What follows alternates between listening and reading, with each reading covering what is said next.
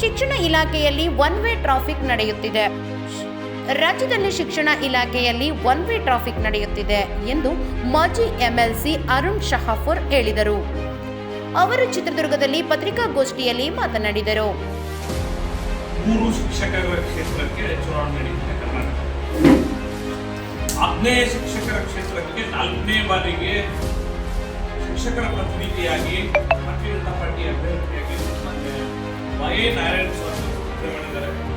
ನಾನು ತಮ್ಮ ಮೂಲಕ ಈ ಭಾಗದ ಶಿಕ್ಷಕರಿಗೆ, ಶಿಕ್ಷಕ ಮತದಾರರಿಗೆ ವಿನಂತಿಯನ್ನು ಮಾಡಿಕೊಳ್ತೇನೆ. ಶಿಕ್ಷಣದ ಹಿತದೃಷ್ಟಿಯಿಂದ ನಾರಾಯಣ ಸ್ವಾಮಿ ಅವರನ್ನ ಇನ್ನೊಮ್ಮೆ ಗೆಲ್ಲಿಸಿಕೊಡಿ.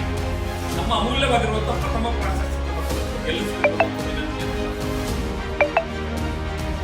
ನಾರಾಯಣ ಸ್ವಾಮಿ ಅವರು ಇಲ್ಲಿವರೆಗೂ 3 ಬಾರಿ ಶಿಕ್ಷಕರನ್ನ ಪ್ರತಿನಿಧಿಸಿದ್ದಾರೆ. ಕರ್ನಾಟಕ ರಾಜ್ಯದಲ್ಲಿ ಏನು ಕಾಂಗ್ರೆಸ್ ಸರ್ಕಾರ ಆಡಳಿತ ಕಳೆದ 1 ವರ್ಷದಲ್ಲಿ ನಡೆಸಿರುವ ಶೈಕ್ಷಣಿಕ ದುರಾಡಳಿತ, ಆ ಕಾರಣಕ್ಕಾಗಿ ರಾಜ್ಯದ ಶಿಕ್ಷಕರು ಸಾಕಷ್ಟು ಸಂಕಷ್ಟಗಳನ್ನ ವಿಶೇಷವಾಗಿ ಇವತ್ತು ಕರ್ನಾಟಕದಲ್ಲಿ ಶಿಕ್ಷಣ ಇಲಾಖೆ ಬಗ್ಗೆ ನಮ್ಮ ಒಬ್ಬ ಶಿಕ್ಷಣಾಧಿಕಾರಿಗಳಿಗೆ ಕೇಳ್ತಾರೆ.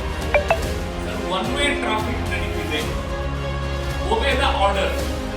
ನಾವು ಮೇಲಿನಿಂದ ಏನ್ ಹೇಳ್ತೇವೋ ಅದನ್ನು ನೀವು ಜಾರಿಗೊಳಿಸಿ ಅನ್ನೋ ರೀತಿಯಲ್ಲಿ ಇವತ್ತು ಕರ್ನಾಟಕದಲ್ಲಿ ಶಿಕ್ಷಣದ ಅಧಿಕಾರ ಆಡಳಿತ ನಡೀತಾ ಇದೆ. ಈಗಿರುವ ಶಿಕ್ಷಣ ಮಂತ್ರಿಗಳು, ಕರ್ನಾಟಕ ಸರ್ಕಾರ ಅವರು ಮೆಸೇಜ್ಗಳ ಮೂಲಕ, ವಾಟ್ಸಪ್ಗಳ ಮೂಲಕ, ಆನ್ಲೈನ್ ಸಭೆಗಳ ಮೂಲಕವೇ ಶಿಕ್ಷಣ ಇಲಾಖೆಯಿಂದ ಮುನ್ನಡೆಸುವ ಪ್ರಯತ್ನಗಳನ್ನು ಮಾಡುತ್ತಿದ್ದಾರೆ.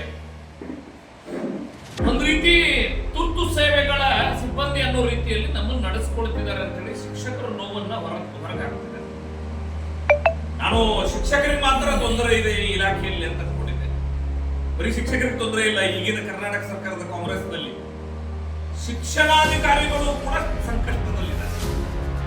ನಾ ಕೇಳಿದ ಶಿಕ್ಷಣಾಧಿಕಾರಿಗಳಿಗೆ, ಸರ್ ಫೋನ್ ಮಾಡಿ ಹೇಳ್ತಾರೆ, ಮೆಸೇಜ್ ಹಾಕ್ತಾರೆ, ಅದೇನು ಗೊತ್ತಿಲ್ಲ, ನಾಳೆ ವೆಬ್ ಕಾಸ್ಟಿಂಗ್ ಕೂರ್ಬೇಕು ಅಂದ್ರೆ ಕೂರ್ಬೇಕು, ಲಕ್ಷಾಂತರ ರೂಪಾಯಿ ಹಣ ಖರ್ಚು ಮಾಡಿ ಎಕ್ಸಾಮಿನೇಷನ್ ವೆಬ್ ಕಾಸ್ಟಿಂಗ್, ನಾಳೆಯಿಂದ ನೀವು ಪರಿಹಾರ ಬೋಧನೆ ಮಾಡಬೇಕು ಅಂದ್ರೆ ಮಾಡಿಸ್ಬೇಕು ಅಷ್ಟೇ. ಒನ್ ವೇ ಟ್ರಾಫಿಕ್ ಅಲ್ಲಿ ಇವತ್ತು ಶಿಕ್ಷಣ ಇಲಾಖೆ ನಡೀತಿದೆ. ಈ ಸರ್ಕಾರದಲ್ಲಿ ಟ್ರಾಫಿಕ್ ಜಾಮ್ ಕೂಡ ಎದುರಿಸುವ ನಿರ್ಮಾಣ ಆಗಿದೆ. ಸರ್ಕಾರವು ಶಿಕ್ಷಣಾಧಿಕಾರಿಗಳ ಮೇಲೆ ಅಸ್ತ್ರಗಳನ್ನು ಪ್ರಯೋಗಿಸುತ್ತಿದ್ದಾರೆ. ಶಿಕ್ಷಣಾಧಿಕಾರಿಗಳ ಮೇಲೆ ಗದಪ್ರಹಾರ ಮಾಡುತ್ತಿದೆ. ಈ ಸರ್ಕಾರ ಬಂದ ಮೇಲೆ ಡಯಟ್ಗಳಲ್ಲಿ ಹುದ್ದೆಗಳನ್ನು ಕಡಿಮೆ ಮಾಡುವ ಕೆಲಸ ಮಾಡುತ್ತಿದೆ. ಶೈಕ್ಷಣಿಕವಾಗಿ ಕೆಲಸ ಮಾಡುತ್ತಿಲ್ಲ ಎಂದರು.